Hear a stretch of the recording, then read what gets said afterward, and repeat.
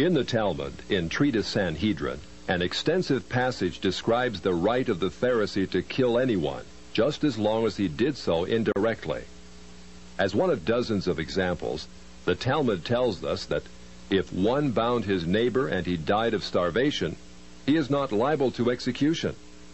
In such an indirect manner, the Pharisees also killed Christ. Manipulating the Romans to actually wield the spear and sword, the Pharisees claimed, as their descendants do today, that since the Romans were the direct cause of the death of Christ, it is the Romans, not the Jews, who are guilty. Christ also called the Pharisees adulterers, an adulterous generation.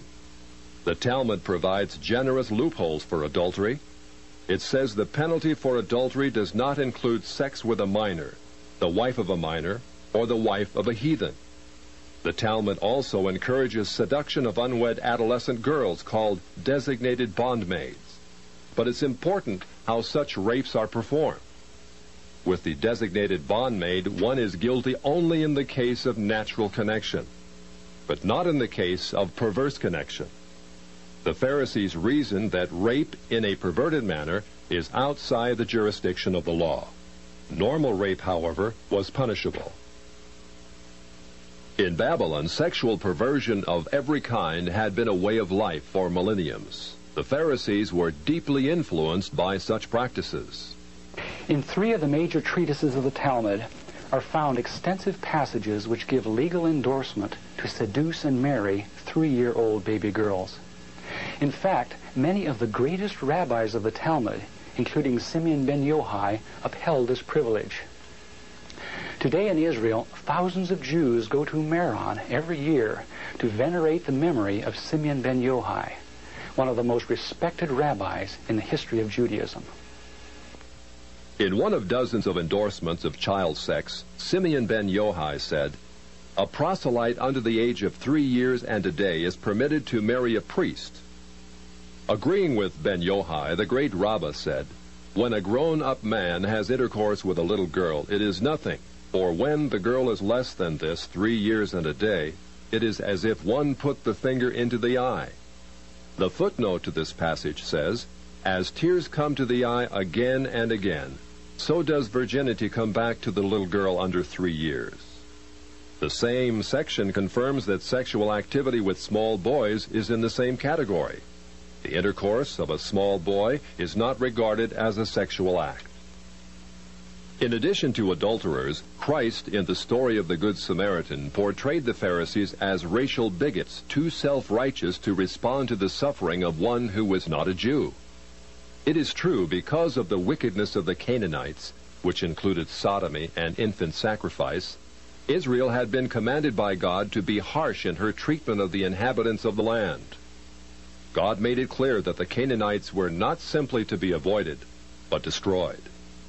By the time of the New Testament, this method of preserving God's kingdom by separation and the sword had become obsolete. God no longer made a racial difference between men. But the Pharisees were unfazed by God's new agenda. The Talmud was finally written down nearly 5 centuries after Christ, yet its critical, even homicidal attitudes toward Gentiles might have been lifted out of the book of Joshua.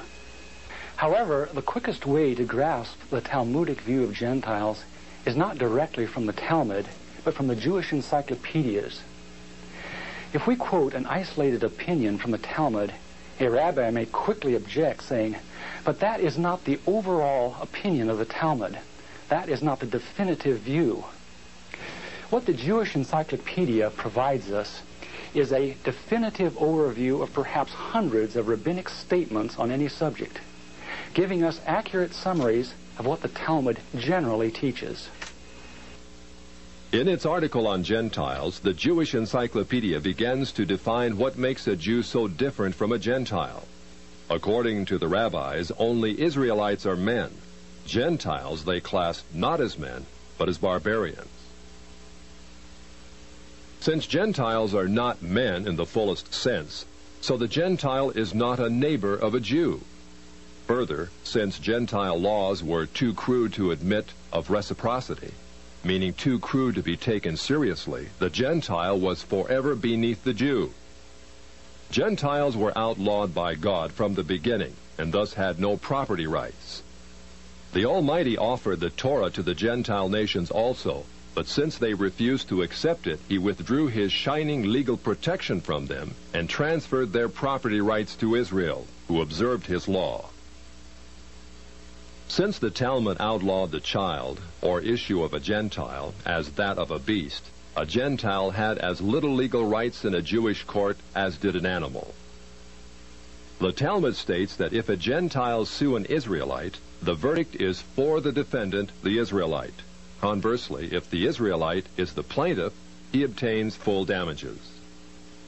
Because the Talmud conspires against Gentiles, if a Jew was ever caught telling a Gentile what the Talmud really says, such a person deserves death. So vile was the nature of a Gentile that the great Simeon ben Yohai said, "The best among the Gentiles deserves to be killed. The best of snakes ought to have its head crushed." Jews, however, are exalted beings in the Talmud, worthy of praise. Christ described the Pharisee who blessed himself, saying, "I thank thee, Lord, that I am not as other men." An eminent Talmudic rabbi says the same. "Blessed be thou, who hast not made me a Goy, or Gentile." There is a special antagonism between the Talmud and Jesus. The Talmud attacks him everywhere it can, even his mother. Mary, the Talmud says, was a whore who mated with carpenters. She who was the descendant of princes and governors played the harlot with carpenters. It naturally followed that the scribes declared Christ to be a bastard. In its article on Jesus, the Jewish Encyclopedia says that Jewish writings defame Christ. It is the tendency of all these sources to belittle the person of Jesus by ascribing to him illegitimate birth, magic, and a shameful death. Jesus, according to this article, was considered one of the three worst enemies of Judaism who came to an ignoble end.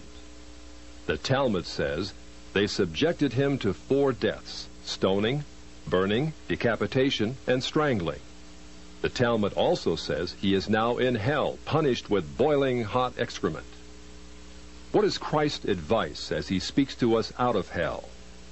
The Jewish Encyclopedia quotes Jesus as telling us above all to bless the Jews. He says, "Further their well-being. Do nothing to their detriment. Whoever touches them touches even the apple of his eye." Christians, as followers of the false prophet Jesus, also deserve death. The Jewish Encyclopedia again recaps the Talmud's position. A Gentile observing the Sabbath deserves death. It says the Talmud's hatred was probably directed against the Christian Jews. These Judeo-Christians, evasively called Min, Minit, or Minim, were considered by the rabbis to be the most dangerous form of heretics of ancient times. The New Testament Gospels were writings which the rabbis considered more dangerous to the unity of Judaism than those of the pagans. A Talmudic rabbi said, "The writings of Christians deserve to be burned, for paganism is less dangerous than Minute or Christianity." The Jewish Encyclopedia, in its article on Min, continues to illustrate the Talmudic hatred of Christianity. Again, we must remember, Minim usually indicates the Judeo-Christians. It was forbidden to partake of meat, bread, or wine with the Christian. Scrolls of the law, Tefillin, and Mezuzot written by a Christian were burned. An animal slaughtered by a Christian was forbidden food. The relatives of the Christian were not permitted to observe the laws of mourning after his death, but were required to assume festive garments and rejoice. The testimony of a Christian was not admitted in evidence in Jewish courts, and an Israelite who found anything belonging to one who was a Christian was forbidden to return it to him. The Pharisees, through their Talmud, thus gave the Jews an ethic which encouraged bigotry and isolation. But it did worse than that. It invited persecution. By the 11th century, the inhabitants of Babylon, growing weary of the self-righteousness and dishonesty of the Jews, expelled them to the west.